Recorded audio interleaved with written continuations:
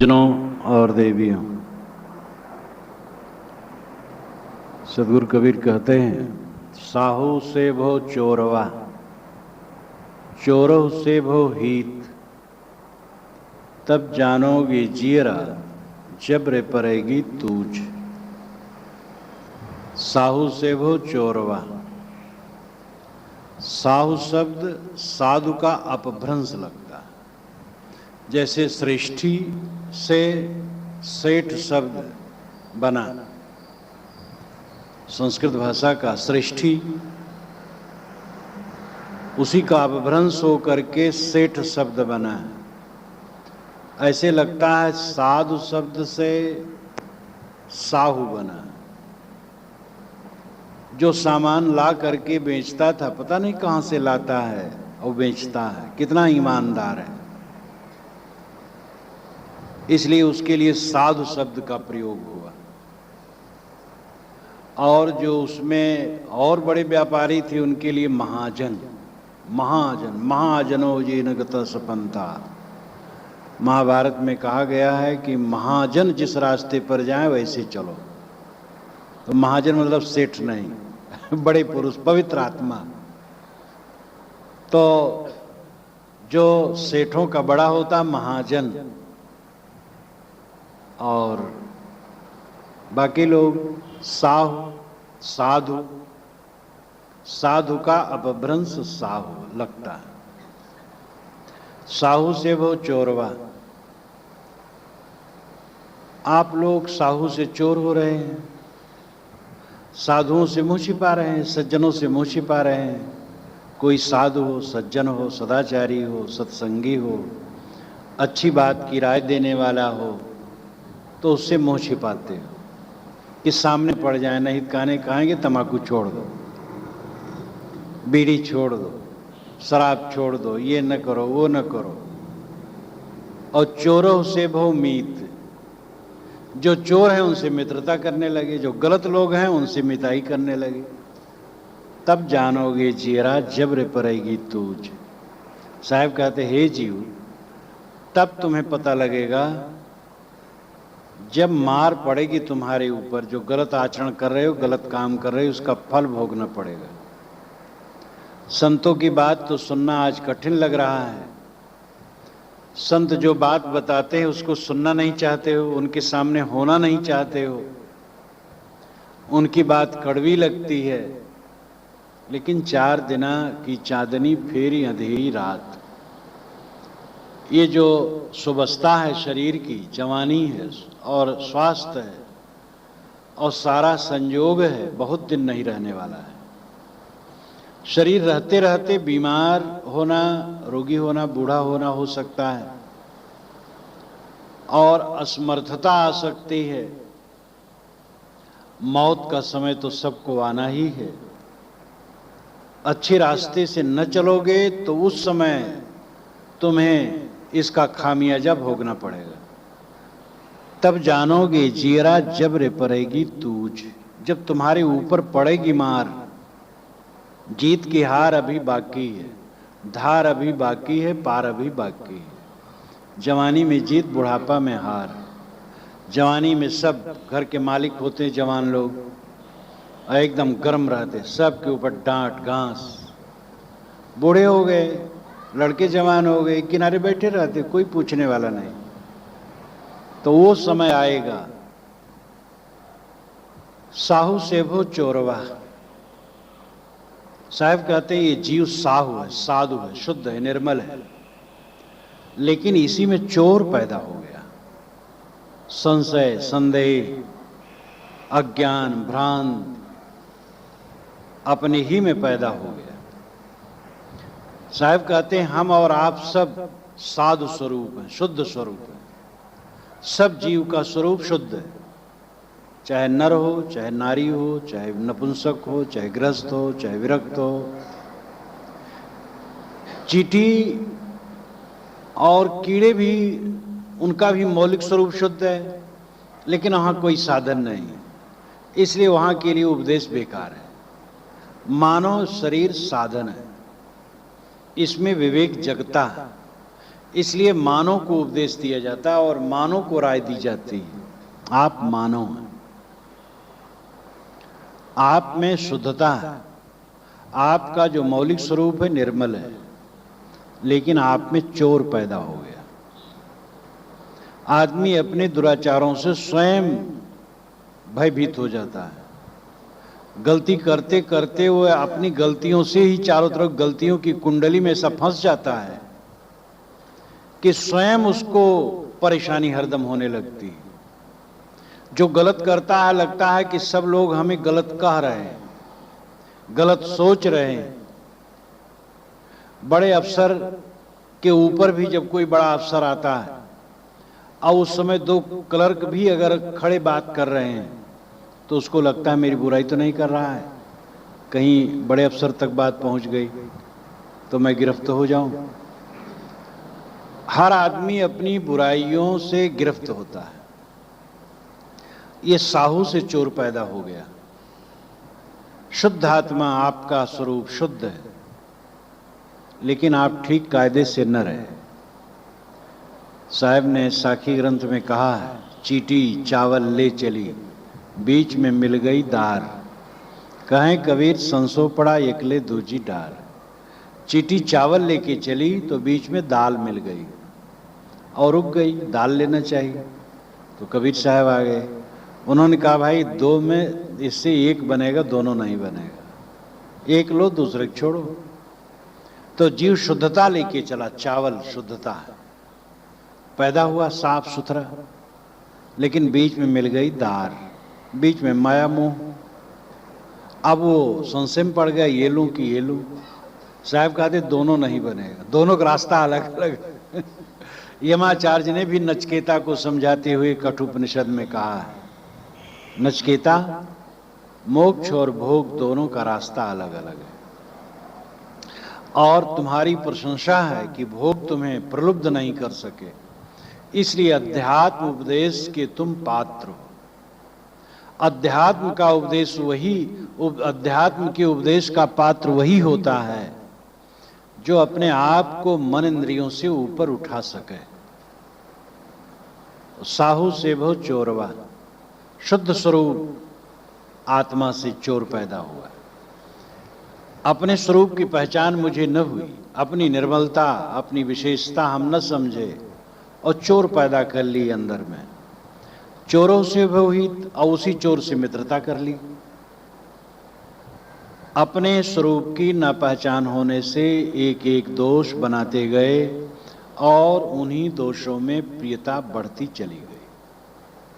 तंबाकू खाने लगे, बीड़ी पीने लगे, सिगरेट पीने लगे, शराब पीने लगे, गाली गलौज देने लगे, अहंकार क्रोध करने लगे, राग द्वेष करने लगे और भोगों में उलझने लगे। एक एक दोष बनाते गए और उन्हीं दोषों से मित्रता करने लगे। तब जानोगे जीरा जबर पड़ेगी तू। साहब कहते ऐ जीव, आज तुम्हें अवसर है, ऐसे सुनहले अवसर को तुम खो रहे हो और गलत मार्ग में चल रहे हो। इस स्वस्थता का तुम्हें अहंकार हो गया। अहंकार न होना चाहिए, बहुत कदम फूक फूक करके रखना चाहिए। ये सारा समय जो हमारा है कल्याण के लिए, बिगाड़ने के लिए नहीं है, लेकिन हम अपने को बिगाड़ते हैं जीवन भर। दिन जितने बीतते हैं एक न एक दोष जीवन में डालते जाते हैं और जीवन दोषों से भरता जाता है। लेकिन जब तुम्हारे ऊपर इसका परिणाम आएगा तब तुम्हें लगेगा पता। इसी जीवन में बहुत कुछ हो जाता है, जो हम करते हैं उसका परिणाम इसी जीवन में भी कम नहीं आता है। दूरगामी परिणाम तो उसको होने ही हैं। जो कर्म जितने गहरे होंगे उसका परिणाम और दूरगामी होगा, जन्मांतर में भी होगा। लेकिन इसी जीवन में भी अच्छे बुरे का परिणाम कम नहीं आता। जो लोग कहते कौन देखता मरने के बाद क्या होगा, अरे मरने के पहले सारी दुर्दशा हो जाती है कुकर्म करने वालों की। इसलिए ऐ जीव, जब तुम्हारे ऊपर पड़ेगा अपने कर्मों का बोझ तब तुम्हें पता लगेगा। आज तुम असावधान हो, ध्यान नहीं देते हो, ध्यान दो। ताकि पूरी क्यों परे, जाके गुर न लखाई बाट, ताके बेड़ा बूढ़े फिर अवघट घाट। उसका पूरा कैसे पड़ेगा जिसको गुरु ने रास्ता नहीं बताया, गुरु के पास गया ही नहीं, आवश्यकता नहीं समझा। साहब कहते उसका बेड़ा तो बारंबार अवघट घाट में डूबेगा। आजकल तो बेड़ा बहुत बड़े जहाज को कहते हैं, जिसमें एक दुनिया ही भर लेते हैं लोग। पहले बेड़ा का अर्थ होता था कई लकड़ियों को एक में बांध करके नदी नाले में डाल दिए और उसको पकड़ करके तैरते चले गए, और उस पर बैठे भी कुछ लोग चले गए, उसको बेड़ा कहते थे। ताकि पूरी क्यों पड़े, पूरा पढ़ने का मतलब है पूर्ण तृप्ति, बोध सही हो और स्थिरता पूरी हो, ये जीवन की पूर्णता है। बौद्धिक संतोष हो और आत्मिक संतोष हो, ये जीवन की पूर्णता है। मन का भटकाव न हो और हृदय शीतल हो। आत्म शांति के लिए आत्म परिचय और मन के मोह का त्याग काफी है। लेकिन संसार सामने है, तो इसके लिए भी आदमी सोचता है कैसे। जो मुमुक्षु हैं, कोई जरूरी नहीं वो जाने कि दुनिया कब से बनी है, वो कब तक रहेगी और कैसे बनी है, लेकिन दुनिया सामने है। तो सब धार्मिक मत वाले कुछ न कुछ इस पर अपना विचार रखें, चाहे वो काल्पनिक हो, चाहे सत्य के कितने निकट हो, क्योंकि उनके भी जिज्ञास पूछते हैं। अभी कल एक लखनऊ के सज्जन आए थे, काफी पढ़े लिखे, कहते थे महाराज ये सूरज के पीछे और सब बहुत से ग्रह घूमते हैं, और सूरज एक सौर मंडल में घूमता है, सौर मंडल को लेकर के एक दूसरे और वो निहारिका को और सब बताते गए। तो महाराज फिर और कहाँ कहाँ तक होगा। हम कहे जिंदगी थोड़ी है, ये सब चक्कर में न पड़ो। आपका मन कहाँ घूमता है अच्छे में घूमता है कि खराब में घूमता है, इसको सोचो। जय जलमाही बड़े बड़े गजूट बहे सब जाएं, कहां कबीर गधा तहां कह केता जलाएं। जिस पानी में बड़े बड़े हाथी और ऊंट बहे जा रहे हैं, वहां गधा जाकर के कहे कितना पानी है, मैं इसको देख लूंगा। तो दुनिया के बड़े बड़े विद्वान टक्कर मारते हैं। देश अनंत है, काल अनंत है, और विश्व अनंत देश काल व्यापी है, उसका लता पता हम नहीं पाएंगे। एक वायुयान पर बैठे हैं और वायुयान एक सेकंड में 1 करोड़ किलोमीटर चले और करोड़ों वर्षों तक चलते रहें, तो क्या देश का अंत हो जाएगा? शून्याकाश का अंत हो जाएगा? नहीं हो। अनंत कल्पना में नहीं आ सकता है। देश भी अनंत है, काल भी अनंत है। इसलिए विश्व प्रपंच के पीछे न पड़े। एक भात टोलिया तो जान गया, पक गया तो सब भात पके। तो इसलिए जान लो दृष्टा और दृश्य विवेक, जड़ और चेतन विवेक। मैं चेतन हूं, आत्मा हूं, और पांचों इंद्रियों से जो दिखाई दे समझ में आए वो जड़ है। जड़ का मोह चेतन को भटकाता है, वो उस मोह से बचा करके अपने चेतन स्वरूप में स्थित, ये परमार्थ है। आत्मा में लौट आना परमार्थ है, आत्म विश्राम परमार्थ है। लेकिन जिज्ञासा होती है दुनिया कहां से बनी। हर मत वाले दुनिया के विषय में कुछ कहते हैं, तो उसमें जितना संभव हो विवेक पूर्वक बात सोचे। लेकिन काम तो करना है। जैसे कि एक डॉक्टरी पढ़ रहा है लड़का, तो डॉक्टरी के संबंध में पढ़ना है, इंजीनियरिंग विषय में नहीं। कोई कहे पटवारगिरी भी समझो तो परेशान हो जाएगा। बड़ा भारी इंजीनियर हो, टोकरी बीनना नहीं जानता होगा, साइकिल को पंचर बनाना नहीं जानता होगा, कहां तक जाना है? अपने लाइन की बात जान लो। हम कहीं जाएं तो ये जान लें कि कहाँ रहेंगे, कहाँ खाएंगे, कहाँ स्नान करेंगे, कहाँ घूमने जाएंगे, जीवन गुजर की सारी चीजें जान लो, बस हो गया। अब उस मोहल्ले में, उस गांव में, उस शहर में कितने लोग हैं, किनका कहाँ संबंध है, कितना व्यापार बट्टा है, कितना हानि लाभ है, कितना राग द्वेष है, ये सब जानने से क्या फायदा है। इसलिए बहुत थोड़ा समय है काम की बात जाने, अपने आत्मा की परख हो, मैं कौन हूं। यह बोध सबको होना चाहिए कि मैं देह नहीं हूं, देह मिट्टी का लौंदा है। और उसको स्थूल करके कहे तो हाड़ चाम में, सूक्ष्म करके कहे मिट्टी का लौंदा है, और सूक्ष्म करके कहे तो कणों का प्रवाह है और जड़ है। और जो बोलता है साक्षी चेतन वो आत्मा है। शरीर परिवर्तित होता है, आत्मा स्थिर है, आत्मा नित्य है। और जो कुछ हमें बाहर दिखाई देता है उसमें मोह और द्वेष करके हम दुखी होते हैं। मोह और द्वेष से अपने को बचा लें तो हम सुखी होंगे। जितना जितना बैर और मोह न करें उतना उतना सुखी। इतनी बात समझ ले और मोह और बैर त्याग करने के लिए प्रयत्न करें। कहीं मोह न करे, कहीं बैर न करे। हमारे सामने दो वृत्तियां रहती, मोह और वैर। वैर अलग कुछ नहीं, मोह न हो तो वैर होगा ही नहीं। जिन्होंने मोह त्याग दिया उनके जीवन से वैर निकल गया। इसलिए उच्च कोटि के संत चाहे जिस संप्रदाय के हों, वह अपने ऊपर घात करने वालों का भी किसी प्रकार से अहित नहीं चाहे, क्योंकि उनके मन का मोह मिट गया था, इसलिए वैर उनके मन में नहीं था। संप्रदाय का अंतर, विचार सरणी का अंतर होता है। उसी चीज को कोई दूसरे ढंग से सोचता है, कोई एक दूसरे ढंग से सोचता है, लेकिन जो संतत्व है वो बराबर है।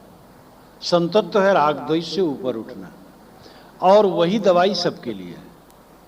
घर में भी है, मोह करोगे तो वैर करोगे, मोह नहीं करोगे वैर नहीं करोगे। बाहर मोह करोगे वैर करोगे। वैर अपने आप कुछ है ही नहीं मोह के अलावा।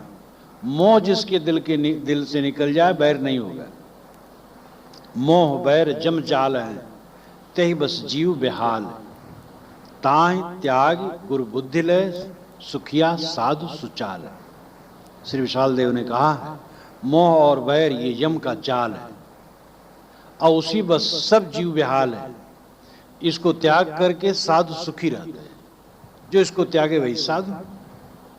तो पूरा पढ़ना क्या है? जो आवश्यक ज्ञान है, आत्मा का ज्ञान हो, जान ले, और त्यागने योग को त्याग ले। त्यागने योग क्या है? विकार, दोष, मनोविकार, यही त्यागने योग्य है। जानने योग्य आत्मा है, त्यागने योग्य मनोविकार है।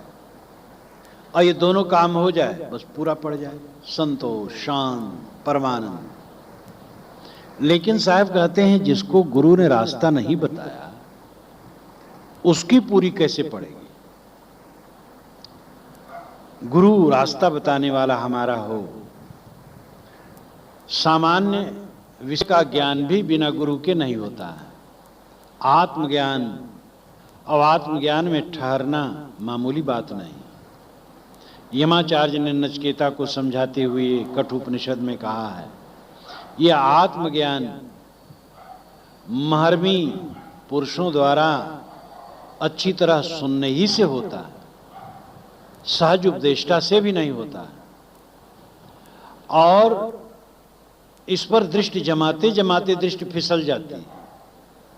मतलब है सोचते सोचते आदमी भ्रम में पड़ जाता है।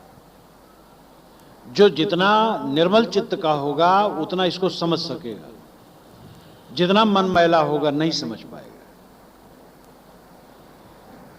तो सद्गुरु हमें चाहिए जो हमें रास्ता दिखाए। अगर सद्गुरु नहीं मिला, सद्गुरु की हमें आवश्यकता नहीं प्रतीत होती है, हम समझ ही नहीं पा रहे हैं, तो हमारा बेड़ा अवघट घाट में डूबेगा। अवघट घाट कुघाट है मन का कुचिंतन। मन के खराब स्मरण, मन की गंदगी। आदमी देखे कि हमारा मन कब कब कुघाट में डूबता। चौपर खेल होत घट भीतर, जन्म का पासा डारा। दम दम की कोई खबर न जाने, कोई कह न सके निर्वारा। सबके अंदर में चौपर का खेल होता है, मन बुद्धि चित्त अहंकार। ये मानो चौपर का खेल है और जन्म के पासे पड़ रहे हैं। दम दम में, सांस सांस में, अंदर में क्या हो रहा कोई निर्वार नहीं कर रहा। ऊपर तो हम बैठे साफ सुथरे, अंदर में क्या है? जो अंदर को झांके, अंदर को देखे हरदम और अंदर को धोए, वो समझदार है। तो हमारा बेड़ा बारंबार कुघाट में डूबता है, कुचिंतन में डूबता है। जो अपने मन को वश में रखे, कुचिंतन न होने दे। ये सहज साधना हर समय साधक को करना चाहिए। खाट पर रहो, रास्ते में रहो, शौचालय में रहो, भोजनालय में रहो, देव मंदिर में रहो, खेत में रहो, सड़क पर रहो, कहीं भी रहो, जब तक जागृत अवस्था में हो, सदैव मन को देखो कि मन क्या करता है, मन क्या सोचता है। गलत न सोचने दो। गलत सोचना जब शुरू होता है, विकार शुरू होता है, फिर आदमी बहता है। मूल मन है। मन को जो ठीक कर लेता, पूरा जीवन ठीक होता है। इसलिए उठते बैठते मन को देखो। ये सबसे बड़ा भजन है। राम नाम भजन, अल्लाह नाम भजन, सतनाम भजन, गुरु नाम भजन, जितने भजन है सबसे बड़ा भजन है। मन को देखो और उसको निखारते रहो, उसकी गंदगी दूर करते रहो, परखते रहो हरदम। हरदम परख, हरदम परख। परखे रूप अवस्था जाए, आन विचार न ताहि समाए।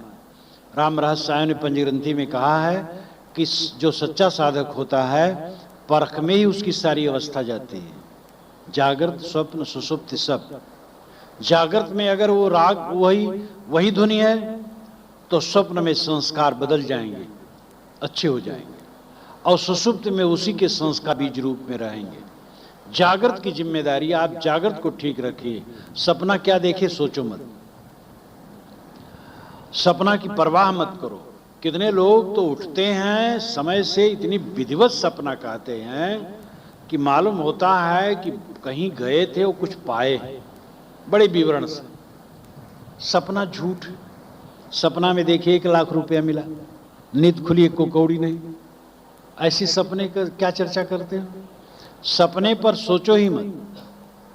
और अगर जागृत पवित्र हो जाए धीरे धीरे, तो सपना भी पवित्र हो जाएगा। जागृत की ही ऊक है सब, पूरा जीवन। तो परखे रूप अवस्था जाए, आन विचार न ताहि समाए। विवेकवान की सभी अवस्थाएं परख में जाती है। देखो यहां स्तंभ पर शुरू में लिखा पारख। परख शब्द का अपभ्रंश, शुद्ध शब्द है पारख, परख। परख के बाद पारख वही बात है। परख यानी परीक्षा, छानबीन। चावल और कंकड़ परख करके, कंकड़ माताएं हटा देती, चावल रख लेती, ये परख है। नीर क्षीर विवेक परख है। हरदम परख करो मन क्या सोचता है। मन को गलत न सोचने दो। एक दिन चुनो और उस दिन पूरा सावधान रहो कि मन को गलत न सोचने दो। देखोगे वो दिन कितना सुंदर होगा। और यही बढ़ाओ, बस बढ़ते चला जाए, पूरा जीवन ऐसा हो जाए। एक दिन में 1 घंटा ऐसा प्रतिज्ञा करके रखो और निश्चित ऐसा हो जाता, पूरा जीवन हो जाता है। नींद खुलती है और रात में नींद लगती है। इस पूरे समय में मन बिल्कुल निर्मल, ऐसा हो जाता है। अब आप कर सकते हैं, सब इंसान कर सकते हैं, करना चाहिए। जाना नहीं, बूझा नहीं, समझ किया नहीं गौन। अंधे को अंधा मिला, राह बतावे कौन। साहब कहते स्वयं तो विवेक से जाना नहीं और किसी विवेकी से बूझा भी नहीं। समझ किया नहीं गौन, समझ करके रास्ता नहीं पकड़ा। स्वयं अंधा है, रास्ते में जा रहा है, कोई अंधा मिल गया, अब दो अंधे, कौन रास्ता बताए? कितने ऐसे हैं धार्मिक जिनकी दशाएं होती है, स्वयं विवेक नहीं है और किसी विवेकवान के सामने वे झुकना नहीं चाहते, समझ करके रास्ता पकड़ना नहीं चाहते। अंधे को अंधा मिला, अब स्वयं अंधे हैं, कोई ऐसा अंधा और मिल गया तो कौन रास्ता बताए? एक सज्जन ने एक बार मुझसे पूछा था, तो जैसे परीक्षा ले रहे हैं, उस शब्द का अर्थ वो नहीं जानते थे। बहुत दिन की बात है, 40 वर्ष की बात होगी, साधु मार्ग में ही था, तो वो भी साधु थे, खड़े हुए और कहे कि अच्छा इसका अर्थ क्या होता है? तो मैंने कहा आप मेरी परीक्षा ले रहे हैं कि जानना चाहते हैं, तो लज्जित हो। वह सोचे कि ऐसा पूछ लो, ऐसे बता दे तो ऐसा लगे कि मैंने जानते ही थे, ऐसे पूछ लिए थे, तो लज्जित हुए। कितने लोग हैं कि पूछना समझते हैं कि घटिया का। दुनिया में तो दुनिया का ज्ञान धीरे धीरे हमें होता है, अवंत में हम अज्ञानी बने रहते हैं बहुत चीजों से, जिंदगी बीत जाती है। मूंछ में कितना बाल है कोई बड़ा इंजीनियर भी गिन के नहीं बताया होगा आज तक। और मूंछ क्या, बिल्कुल नाक के नीचे ही है। माताएं भी अपने सिर का बाल नहीं जानती होंगी, ये कह सकती है लोग मूंछ की बाल नहीं जानते, हमारे तो मूंछ ही नहीं, लेकिन सिर के बाल तो हैं। कौन जानता सिर के बाल? माताएं भी कहां जानती। बहुत ऐसी चीजें हैं, कहां तक हम जानेंगे। इसलिए इसका अहंकार क्या होना चाहिए कि हम बहुत ज्ञानी हैं।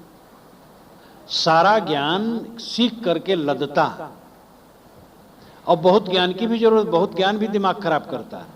काम भर की बात समझो और आचरण करो, नहीं तो एक बोझा हो जाएगा, बहुत जानकारी भी बोझा। तो ना हम समझना स्वयं समझते हैं, न बूझते हैं, ऐसे चल देते हैं। जाका गुर है आंधरा, चेला काह कराए, अंधे अंधा पेलिया दो कूप पराए। जिसका गुरु ही अंधा है, चेला क्या करेगा? दो अंधे ठेलते ठेलते कुएं में गिरेंगे। ऐसे बहुत होते हैं। स्वयं विवेकहीन है, गुरु भी विवेकहीन है। जो इतिहास पुराण भी कहना नहीं जानते हैं, ऐसे गुरु भी दूसरे तारने के लिए चलते हैं।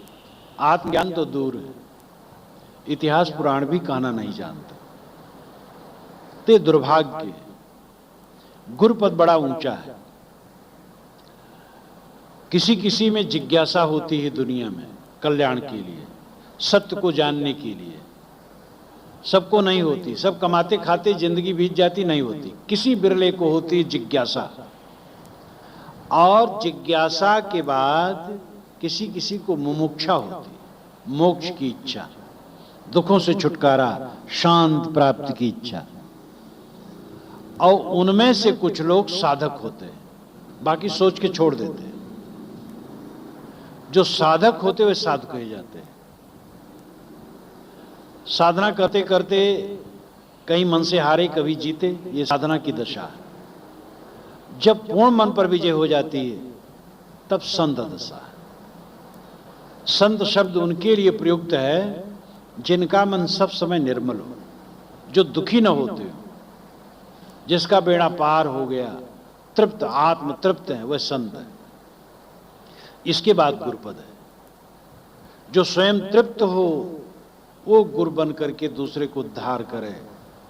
अपने डूब रहा है, दूसरे क्या उद्धार करेगा? आप सुखी दूसर सुखी, सदगुरु कहिए ताएं।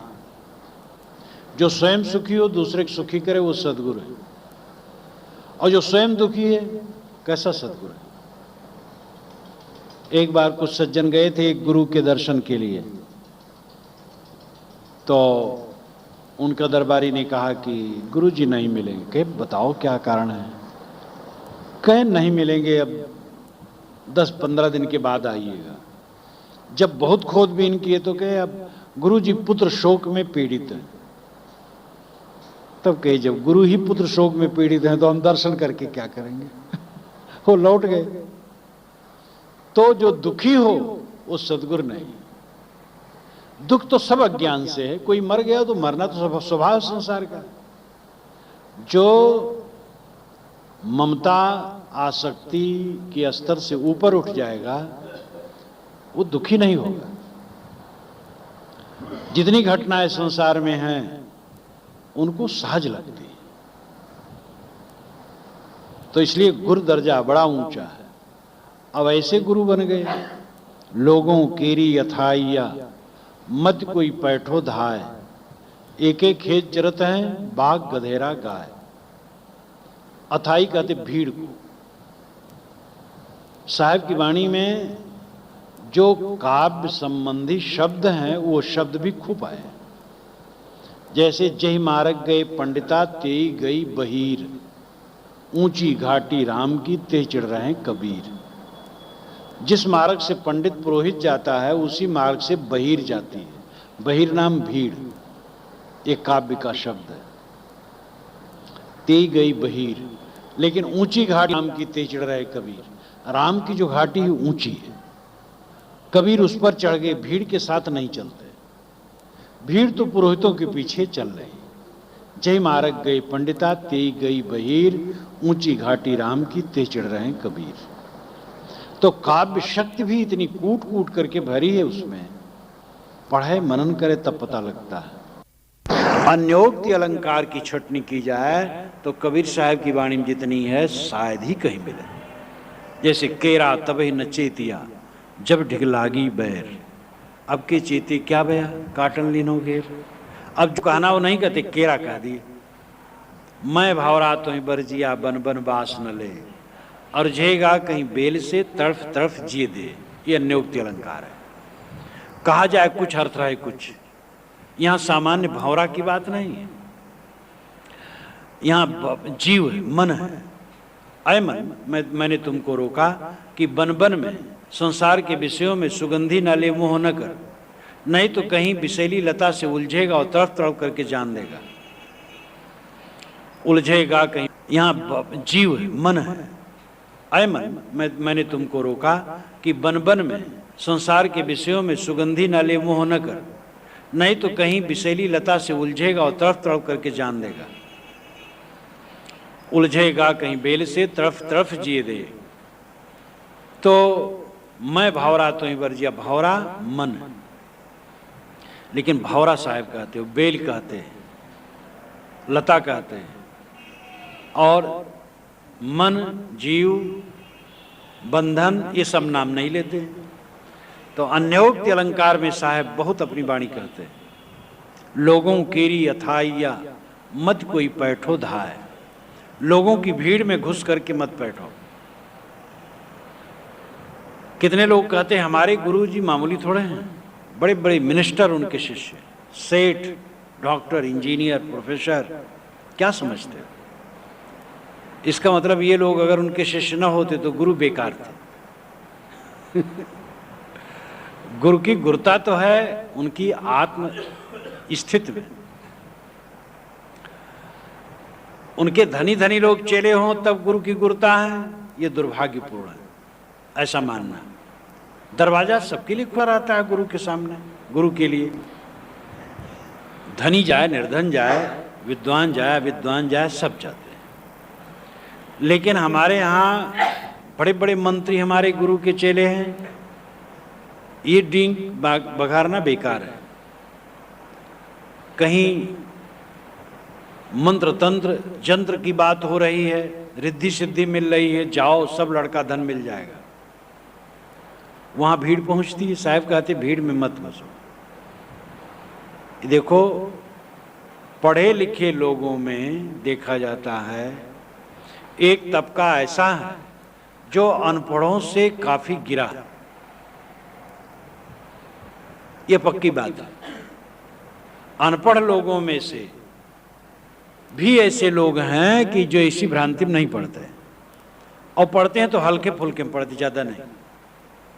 लेकिन शहरी और पढ़े लिखे लोगों में एक खासा तबका है जो घोर अंधविश्वासी, दुआ तवीज करने वाला कोई आ जाए, भविष्य बताने वाला कोई आ जाए, रिद्ध सिद्ध देने वाला कोई आ जाए, मुकदमा में विजय कराने वाला कोई आ जाए, चमत्कार दिखाने वाला कोई आ जाए, अच्छे अच्छे डॉक्टर, इंजीनियर, प्रोफेसर, सेठ, साहूकार, विद्वान, पीएचडी, वैज्ञानिक, कालाने वैज्ञानिक कहो, इंजीनियर, बड़े बड़े इंजीनियर वहां डट पड़ेंगे।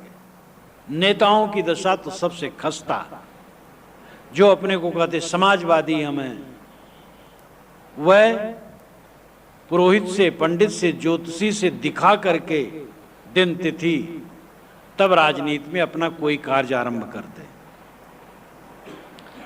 अंगूठियां जितनी बनती हैं भारतवर्ष को मैं जानता हूं, बाहर जो उसमें पढ़े लिखे लोगों में 99% की शायद खपत होगी, 1% अनपढ़ लोग अंगूठी पहनते होंगे। पढ़े लिखे लोग 99% अंगूठियां पहनते हैं। कितने पढ़े लिखे लोगों की उंगलियां घट जाती हैं, अंगूठियां बढ़ जाती हैं, क्योंकि अब 6 अंगूठियां पहननी है और 4 उंगली में पहना जाता है, तो एक में 2 डाल लेते हैं, कोई कोई दूसरे हाथ में भी डाल लेते हैं, यानी देख करके घृणा लगे। ऐसे ऐसे लोग हैं और पढ़े लिखे लोग खूब हैं। तो पढ़े लिखे लोगों का एक बड़ा तबका इतना अंधविश्वासी है कि हद है, और ऐसे भीड़ में वो घुसता है। चमत्कार जितना है छल कपट है, चाहे जिसके लिए चमत्कार कहा गया हो, आज कहा जाता केवल छल कपट है, मिथ्या महिमा, मिथ्या बढ़ावा। महात्माओं के लिए अमुक महात्मा माधुर्य भक्ति करते थे तो रजस्वला हो गए, पुरुष रहे, लेकिन माधुर्य भक्ति करते थे, वो समझ रहे थे मैं भगवान की पत्नी हूं, और इस भावाकार व्रत में रहे तो उनके अधोद्वार में रक्त स्राव करने लगा, क्योंकि माधुर्य भक्ति का ऐसा प्रभाव हुआ। अरे मैंने कहा 2-4 बच्चे भी पैदा किए होंगे, तुम जाने नहीं। कैसा डूबा हुआ समाज है। पढ़े लिखे लोग ये सब कहते हैं, अच्छे पढ़े लिखे लोग, अच्छे पढ़े लिखे लोग कहते हैं हमारे गुरुजी एक ही काल में दिल्ली में थे, वो कलकत्ता में थे, वो बॉम्बे में थे, एक ही समय में आई ढिढोरा पीटते हैं। यज्ञ हो रहा था, चावल की कमी हो गई और रेत 4 बोरा भरवा करके लाया गया, गुरुजी देख लिए सब चावल हो गए। घी की कमी हो गई यज्ञ में, भंडारे में, गंगा मैया से 4 टीन भर लाए और सब घी हो गया। ये सब कहने वाले आज भी हैं और ऐसी महिमा फैलाने वाले लोग हैं। खूब पढ़े लिखे लोग हैं, और पढ़े लिखे लोगों में ये दुकानदारी ज़्यादा चलती है। गांव में ये दुकानदारी उतनी नहीं चलती। गांव में आप जाइए, हल्की फुल्की दुकानदारी वहाँ चलेगी, ये बड़ी दुकानदारी नहीं चल सकती है। बड़ी दुकानदारी चलेगी जजों के पास, वकीलों के पास, इंजीनियर, डॉक्टर, नेताओं के पास और सेठों के पास। ये लोग इतने कमज़ोर हैं कि इनको बुद्धू बनाते हैं धूर्त लोग। धूर्त तो मूर्ख, धूर्त बेवकूफ़ बनाते, मूर्ख बेवकूफ़ बनते हैं। चमत्कार नाम की जितनी चीज़ है, 16 आना झूठ है। आपके नख का एक जरा सा हिस्सा कोई 1000 ज्योतिषी बढ़ा नहीं सकता। आप पत्रा दिखाते हैं, जन्म कुंडली बनवाते हैं, राशि का आपको ज्ञान होगा, आपकी क्या राशि, 12 राशियां कुल है, और 5 अरब आदमी इस दुनिया में हैं, तो कम से कम 40 करोड़ एक राशि पर बंटते होंगे। ठीक से गणना करके जान लीजिएगा। और अब कुंभ राशि का है तो 40 करोड़ लोग कुंभ राशि में हैं, और सबका तकदीर एक समान है। इतना धोखा है फलित ज्योतिष में, हद है। फलित ज्योतिष का प्रपंच डाल करके समाज को इतना बेवकूफ बनाया गया है, और पढ़े लिखे लोगों को तो अधिक बेवकूफ बनाया गया है। और इसमें सब कमजोर बने बैठे हैं। हाथ दिखाने के लिए, हाथ रेखा की बड़ी पहचान और अनेक प्रकार की रेखाओं की पहचान, फलित ज्योतिष के विषय में बड़ा बड़ा प्रपंच फैला है। पूजा पाठ करके रिद्धि सिद्धि प्राप्त करने का ढकोसला, और ऐसे ऐसे गुरु जो बदमाश टाइप के हैं, गांवों में नहीं बैठते हैं, शहरों में बैठते हैं, और शहरों में बैठ करके वह धनियों और विद्वानों को मूढ़ते हैं, बेवकूफ बनाते हैं। शहरों में भी जो कम पढ़े लिखे लोग हैं उतना बेवकूफ उसमें नहीं बनते, पढ़े लिखे लोग खूब बनते। साहब कहते लोगों केरी अथाइया मत कोई पैठोदा है। अगर लोगों की भीड़ ऐसी है, रिद्धि सिद्धि मिल रही है, चमत्कार दिखाया जा रहा है, अंगूठियां पहनाई जा रही हैं, और भी बहुत सारा चमत्कार है, तो वहां घुस करके मत बैठना। एक एक खेत चरत है बाघ गधेरा गाय, वहां बाघ गधा गाय सब एक खेत में चरते हैं, सब धान 22.5 पसेरी। वहां आचार विचार की कोई जरूरत नहीं, भोग और मोक्ष भी साथ साथ होता है। वहां कुछ विधि निषेध नहीं है, त्याग ग्रहण नहीं है, सब अपना तरंग है, आत्मा का सब दुनिया तरंग है।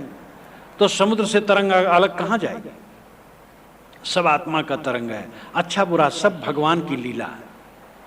भगवान कह दो बस बेड़ा पार हो जाए। भगवान को समझने की चेष्टा नहीं की जाती, सब घाल मेल करना भगवान नहीं, लेकिन दुरुपयोग खूब हो रहा है। निर्शीर विवेक की जरूरत है, आचार विचार की पवित्रता की जरूरत है। और जब तक आदमी आचार विचार न सुधारेगा, कर्मों को पवित्र न करेगा, कभी भी कल्याण नहीं हो सकता है। तो भीड़ में मत घुसो, भेड़िया धसान में मत पड़ो। 4 मास घन बरसिया अति अपूर जल नीर, पहिरे जड़तन बख्तरी चुभे न एको तीर। चौमासा में पहले संतजन इकट्ठा रहा करते थे। मैं भी देखो यहां पर चौमासा में रहता हूं। पहले तो और कठिनाई थी, इसलिए और रहना जरूरी होता था। आज तो पक्की सड़कें गांव में भी बन गई हैं। तो महात्मा लोग चौमासा चौमासा रहते थे, और मानो चौमासा महात्मा रहे और खूब ज्ञान की बारिश किए, लेकिन ऐसे भी उसमें रहे चुभे न एको तीर, पहिरे जड़तन बख्तरी, जड़ता की बख्तरी ऐसे पहने एक तीर न चुभा। 4 महीने उपदेश हुए, कुछ न हो। 4 मास घन वर्षिया, चौमासा वर्षा खूब हुई, लेकिन बूंद भी न पड़ी। ये भी अन्योक्ति अलंकार है। मतलब बहुत उपदेश सुना और आचरण में परिवर्तन न हुआ तो क्या हुआ?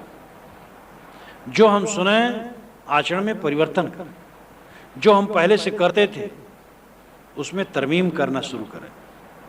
गंदगियां जहां जहां लगती हों धोना शुरू करें, और उसके लिए जब दृढ़ संकल्प करेंगे तब होगा। संकल्प लीजिए, मैं ये गंदा काम नहीं करूंगा। आप तंबाकू खाते, पक्का कर लीजिए नहीं खाऊं। कैसे आपके मुंह में तंबाकू चला जाएगा?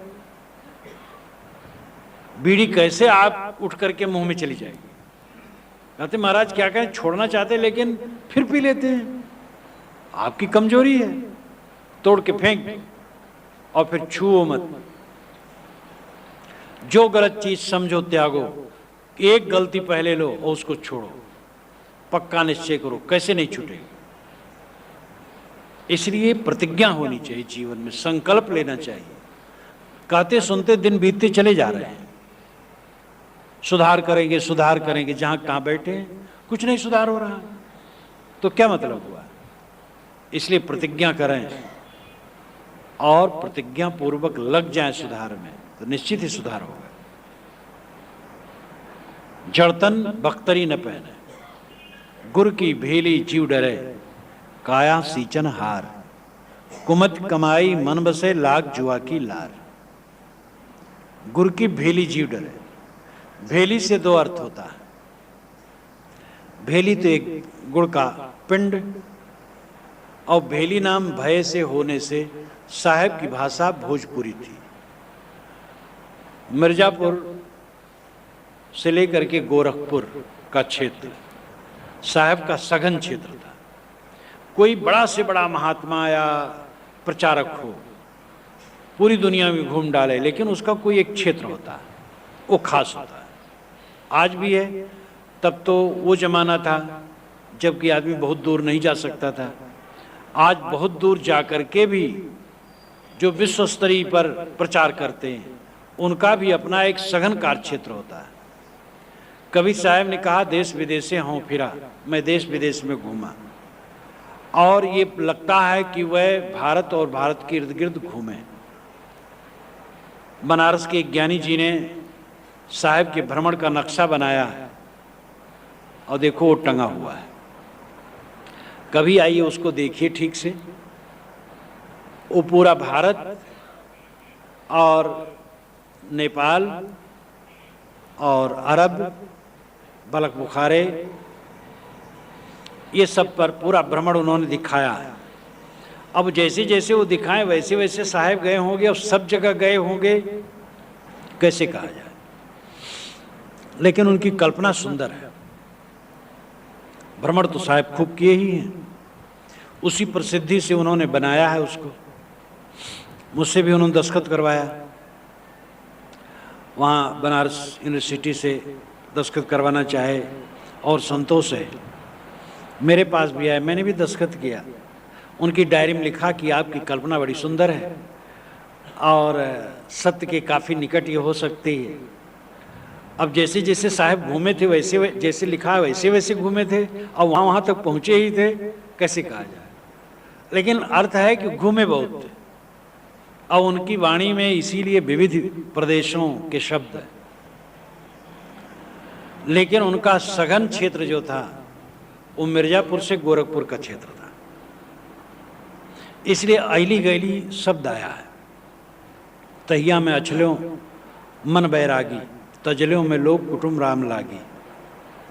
तजल्यों लछल्यों रहल्यों, तजल्यों लछल्यों रहल्यों, हम चरियली तुम्हारी शरणा। तो अली गैली भाषा साहब बोलते थे। गुरु की भेली जीव डरे, गुरु के भय से जीव डरता है, गुरु के होने से, यानी गुरु का होना नहीं चाहता है, गुरु से दूर रहना चाहता, उनका होना नहीं चाहता। क्यों? काया सींचनहार, काया सींचने वाला अपनी इंद्रियों को सींचने वाला है। जो जितना इंद्रियों के भोगों में डूबेगा उतना गुरु के विचार से दूर होगा। गुरु विचार है विकारों को छोड़ो, और मलिन मन विकार पसंद करता है, इसलिए गुरु की बात अच्छी नहीं लगती। गुरु की भेली जीव डरे, काया सींचनहार, अथवा गुरु का जो उपदेश है भेली के समान बड़ा मीठा है, लेकिन उससे भी जीव डरता है, क्योंकि काया को सींचने वाला है। कुमति कमाई मन बसे लाग जुआ की लार, कुबुद्धि पूर्वक कमाए हुए धन में मनुष्य का मन बसता है। जैसे जुआ की लार, लार कहते हैं आदत को। जुआ की आदत पड़ जाती है तो जुआ में हारो तो ये होता आपकी जीत जाएंगे, इसलिए लगाते हैं, और जीत गए तो होगा और लगाओ और जीत जाए, अंत में वो उसी में फंसते चले जाते हैं। तो जैसे जुआ की आदत होती है, अब आदमी को गिराती चली जाती है, वैसे आदमी जब गलत आदतों में पड़ जाता है, किसी भी गंदी आदत में, तो अहितकर समझते हुए भी उसमें घसीटता चला जाता है। कुमति कमाई मन बसे, कुबुद्धि पूर्वक आदमी धन कमाता है और उनका गलत उपभोग भी करता है, इसलिए वो गुरु के विचारों से डरता है। क्योंकि ज्ञान की बातों में ये सब छोड़ना पड़ेगा, इसलिए गुरु से ही दूर रहना चाहता है। गुरु के निकट जाओ, संत के निकट जाओ, धीरे धीरे गलतियां कम होगी। जिन गलतियों को तुम समझते हो नहीं छोड़ पाओगे, उसको छोड़ोगे और वो घटेंगी और सुख होगा, शांति मिलेगी। एक कायरता है कि जो हम नहीं छोड़ पाए, कैसे नहीं छोड़ पाए? दृढ़ संकल्प कर ले, कौन सी गलती नहीं छूट सकती। तन संशय मन सोनहा, काल अहेरी नीत, एक डाक बसेरवा कुशल पुछो का मीत। तन संशय मन सोनहा, मानो ये शरीर शशा खरगोश और मन कुत्ता और काल शिकारी। शिकारी कुत्ते को खरगोश पर दौड़ाता है, तो काल है कल्पना, मन है कुत्ता, शरीर है खरगोश। तो ये कल्पनाएं मन को इस शरीर पर दौड़ा दौड़ा करके शरीर को पतित करती। तन संशय मनो सोना, शरीर में संशय उठा करता है और मन कुत्ता है। और काल, काल कहते कल्पनाओं को, मन की जो कल्पना है, राग द्वेष सान लाभ शोक मोह, यही काल है। और मन, ये कल्पनाएं मन को दौड़ा के जीव को व्यथित करती। शरीर में संशय, शरीर संशय का किला। आदमी संदेहों से भरा रहता, पत्नी पर संदेह, पति पर संदेह, पुत्र पर संदेह, पिता पर संदेह, भाई पर संदेह, गुरु शिष्य पर संदेह, पड़ोसी पर संदेह। संदेह हमारे मन का रोग है। ये ठीक है कि नए आदमी से सावधानी से व्यवहार करो, लेकिन जिनको जांच परख लिए हो उनमें भी संदेह, और संदेह से व्यवहार खराब होता है। संदेह मन में आता है तो हमारे वचन भी ऐसे कुछ निकलते हैं, और जिससे हमारा स्वभाव बिगड़ता है, और अपने स्वजनों को भी हम परिजन बनाते हैं। पत्नी पर संदेह प्राय लोग करते हैं, पत्नी पति पर संदेह करती है, भाई भाई पर संदेह होता है। संदेह बहुत बड़ी कमजोरी है इंसान की। और हमारे जीवन में जितने संदेह होते हैं, हो सकता है थोड़ा सा अंश उसमें सच निकले और सब का सब झूठ रहता है। कई बार लोग समझते हैं वहां जाएंगे तो हमारा अपमान होगा, और वहां जाते हैं तो लोग आदर करते हैं, अपमान कोई नहीं करता। जो हमारे विरोधी हैं वही भी जब मिलते हैं तो ऐसी अवस्था में प्रेम करने लगते, नहीं अंदर से प्रेम हो तो भी व्यवहार अच्छा कर रहे हैं। और हम मानते जैसे वहां जाएंगे तैसे बंदूक से उड़ा दी जाएंगे, और हम अंदर के बंदूक से अपने आप उड़ाते रहते हैं हरदम। ये संदेह का घुन आदमी को चालता है। हमें संदेह को दूर करना चाहिए, अपने मन को स्वस्थ बनाना चाहिए। जिसका मन जितना नैतिक होगा वो दूसरे पर संदेह नहीं करेगा। कौवा सब पर संदेह करता है, मालूम होता खजाना बांधे घूम रहा है। दूसरे पक्षी हैं नहीं संदेह करते हैं, वह शांत बैठे रहते हैं। कौवा हरदम ताकता रहता है, उसकी कमजोरी। एक ही डाक बसेरवा कुशल पूछो कामिद, साहब कहते एक ही डाक कहते जंगल को, स्थान को। एक ही स्थान में तीनों का बसेरा है। खरगोश, कुत्ता और शिकारी तीनों एक जगह हो तो खरगोश का कहाँ कल्याण है। हम मन की कल्पनाओं को लेकर के सुखी नहीं रह सकते। मन की कल्पनाओं को जीतना होगा, मन के विकारों को जीतना होगा, मन के आंदोलन से ऊपर उठना होगा। ये दुनिया का कूड़ा कबाड़ याद करके कभी शांति नहीं मिल सकती। कुछ समय आपका ऐसा होना चाहिए जब सब याद करना छोड़ दो। ध्यान, ध्यान इसीलिए किया जाता है। ध्यान पर मैंने एक पुस्तक लिख दी, छप गई है और बिल्कुल आ गई है। जो चाहे वो उसको ले रखें, आप लोग पढ़ें। थोड़े में है, बिल्कुल थोड़े में, और सबके लिए उपयोगी उसमें साधन है। कुछ समय आपका ऐसा होना चाहिए कुछ न सोचें, और कुछ न सोचने की स्थिति में न जा पाए तो आंखें बंद करें, और आंखों में जो बंद आंखों में अंधकार या प्रकाश दिखाई देता हो उसी को देखें। बंद आंखों में अंधकार दिखाई देता है उसी को देखें, प्रकाश दिखाई देता उसी को देखें, जो भी दिखाई देता उसी को देखें, और कुछ न सोचें, और अपने मन को उसी में नियोजित करें बराबर। थोड़े समय में बहुत शांति मिलेगी। मनोनिग्रह के लिए उसमें मैंने कई युक्तियां बताई। तो जब धीरे धीरे अभ्यास हो जाएगा तब तो ऐसा भी है कि संकल्प त्याग करके साधक बैठ जाता है, संकल्प शांत, पूरा शांत। जब ये दुनिया का कूड़ा कबाड़ छूट जाता है मन से, महाशांति मिलती है, निर्भयता मिलती है। और दुनिया का जो कुछ है सब भयपूर्ण है। कब किसका शरीर छूट जाएगा, कब क्या बिगड़ जाएगा। रोज आदमी खाता, ऐसा न हो अगले साल खाने को न मिले, आमदनी घट न जाए। अरे जिंदगी सब कट रही हो, कटेगी, लेकिन भय सवार रहता है। तो अपने मन को ये भौतिक धरातल से ऊपर उठाने के लिए रोज चेष्टा करो। सभी नर नारी को चाहिए एकांत में बैठ करके ध्यानाभ्यास करें, रोज समय निकालो, मन को एकाग्र करो। वो पुस्तक जो मैंने लिखी उसको तो सब एक एक रखो, पढ़ो और पढ़ करके प्रैक्टिस करो उसका। साहू चोर चीन्हे नहीं, अंधा मति का हीन, पारख बिना विनाश है, कर विचारो भीन। आदमी अविवेकी है, साहू चोर नहीं पहचानता है, सज्जन कौन है सज्जन कौन है नहीं पहचानता है, अच्छा क्या है बुरा क्या है नहीं पहचानता है। पारख बिना विनाश है, साहब कहते पारख बिना तुम्हारा विनाश है। पारख यानी परीक्षा, तुम परीक्षा नहीं करते। कर विचार हो भीन, विचार करके भिन्न हो जाओ, अलग हो जाओ। देखो माताएं भी चावल लेती हैं तो कंकड़ निकाल के अलग कर देती, पानी छान लेती, आटा से चोकर अलग कर लेती।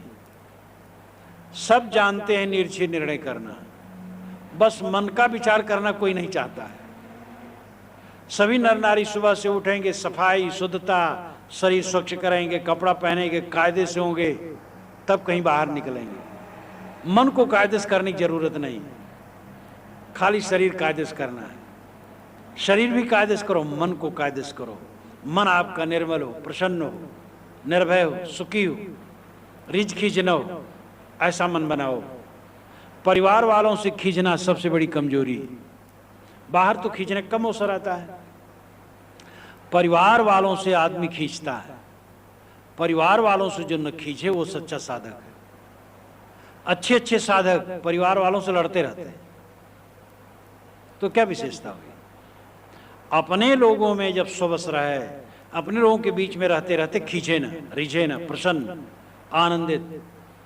जब आप घर में प्रवेश करें तो घर वाले आपका आगमन देख करके खुश हों, ये नहीं कि लगे दरोगा साहब आ रहे हैं।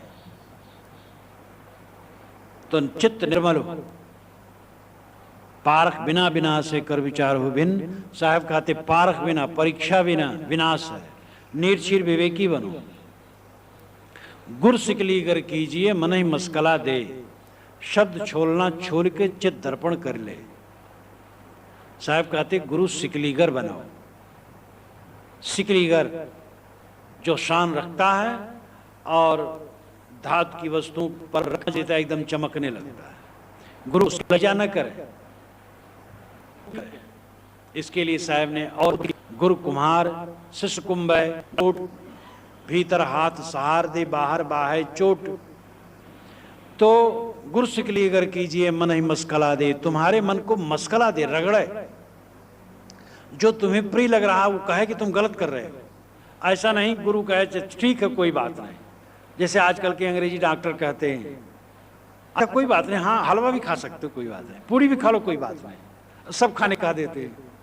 सोचते हैं आपको झंझट करे, खाने दो, यही भोगेंगे जो होगा सो। लेकिन बद परहेजी से कभी कल्याण हो नहीं सकता है। तो गुरु ऐसा हो जो मन को मशगला दे करके साफ करे। शब्द छोलना छोल के चित्त दर्पण कर ले। शब्द के छोलना से छोल करके आपके चित्त को दर्पण के समान साफ बना दे, मुलहिजा न करे। और जो मुलहिजा करता है गुरु ठीक नहीं करता है। अब ये भी ठीक है कि भाई संभाल करके बताना भी पड़ता है, क्योंकि चेले भी सब बड़े बड़े उच्च योग्यता के सब तो नहीं होते हैं कि थप्पड़ भी मार दो तो भी कोई बात नहीं है। पुचकारना भी पड़ता है, स्नेह भी देना पड़ता है, मीठा भी बोलना पड़ता है, इसकी भी जरूरत है। लेकिन न्याय में कसर न रखे, मीठा कहे लेकिन न्याय कहे। तो ऐसा गुरु करो, ऐसे गुरु की शरण में जाओ जो सिकलीगर हो और तुम्हारे मन को रगड़ा दे और शब्द के छोलने से छोल करके तुम्हारे चित्त को स्वच्छ बना दे। और वही गुरु होगा जो स्वयं स्वच्छ हो। जो स्वयं स्वच्छ नहीं होगा वो स्वच्छ नहीं बना सकता। स्वयं जो कमजोर होगा वो तो कमजोरी का समर्थन करेगा। एक बहुत बड़े प्रवक्ता का प्रवचन मैंने 65 में सुना था, भगवत भक्त में अगर दूषण है तो भूषण ही है। और वह बहुत प्रसिद्ध है, पता नहीं अब जीवित हैं कि नहीं। बहुत प्रसिद्ध हैं कि प्रवक्ता तो खूब थे लेकिन करने कुछ ठिकाना नहीं था। तो उन्होंने कहा भगवत भक्त में अगर दूषण हो तो भूषण ही है। भगवत भक्त में दूषण हो तो भूषण कैसे? अगर आप लोग चोरी करें और 10 कोड़े पड़े और मैं चोरी करूं तो 20 कोड़े मुझे मारना चाहिए, मुझे दंड मिलना चाहिए 20 कोड़े का। मैं तो सन्मार्ग बताने वाला हूं, साधु वेश में हूं और मैं ही चोरी करूं तो कहना इस साधु महात्मा चोरी किए छोड़ दो और हमें मारना चाहिए। लेकिन कहे भगवत भक्त हो तो दूषण है तो भूषण ही। तो जो कमजोर आचरण का होगा शिष्य को भी सही निर्देश नहीं कर सकता। इसलिए गुरु वह हो जो सही गुरु, जिसमें वाक शक्ति भी हो और आचरण शक्ति भी हो। आचरण शक्ति है वो तो सबसे प्रधान है, वाक शक्ति न हो तो भी कोई अर्थ नहीं, लेकिन वाक शक्ति भी चाहिए जिससे वो समझा सके। तो इस प्रकार हम सदगुरु करें, शुरू से आखिर तक सदगुरु की बात, और उसमें ऐसे भी गुरु की बात जो धोखा देने वाले हैं, अंधविश्वास की बात बीच में साहब उसकी आलोचना करते हैं, और सब मिला करके वे ये बताना चाहते हैं कि तुम गुरु की शरण में जाओ, गुरु का रास्ता पकड़ो, तभी कल्याण है। जीवन की निर्मलता, मन की प्रसन्नता, मन की निर्भयता जीवन की सफलता है। अगर आदमी हरदम भयभीत, पीड़ित और उलझा है तो चाहे जितना धनी मानी विद्वान हो, सफल नहीं। सफल वही इंसान है जिसका मन प्रसन्न हो, आनंदित हो, निर्भय हो। जो किसी को भय नहीं देता है वो निर्भय रहता है। जो दुनिया की वस्तुओं में ज़्यादा ममता नहीं करता वो निर्भय रहता है। ज़्यादा मैं इसलिए लगाता हूँ कि भाई एकदम ममता नहीं करता है, लोग डर जाएंगे। थोड़ी थोड़ी ममता रखो, ज़्यादा न रखो। और जब और ममता घट जाएगी तो वो भी सब छोड़ देना। जो जितना ममता करेगा कम, मोह करेगा कम, उतना होगा निर्भय। और ममता छोड़ने से कुछ नुकसान नहीं होगा, व्यवहार बढ़िया होगा। इसलिए स्वतंत्र, सुखी और निर्भय होने के लिए हमें अपने मानसिक विकारों को दूर करना चाहिए और सदैव पारखी बन करके देखते रहना चाहिए अपने मन को। पारख बिना विनाश है, कर विचार हो भिन्न, परीक्षा करते रहो और मन के विकारों से अपने को भिन्न रखो। बोलिए सद्गुरुदेव की जय।